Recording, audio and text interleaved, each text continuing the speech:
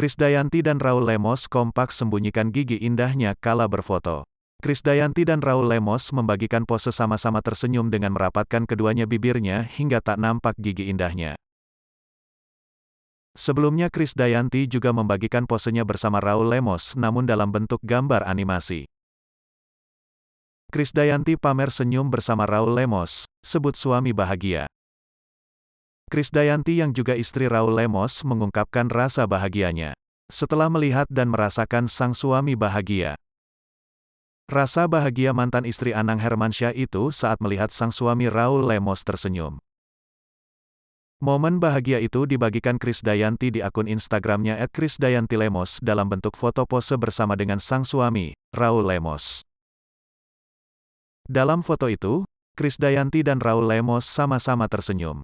Krisdayanti nampak senyum dengan merapatkan kedua bibirnya hingga tak nampak gigi indahnya. Sementara Raul Lemos tersenyum dengan sedikit menampakkan gigi. Senyum bungkus Krisdayanti yang juga ibu kandung dari Aurel Hermansyah dan Azril Hermansyah serta Amora Lemos.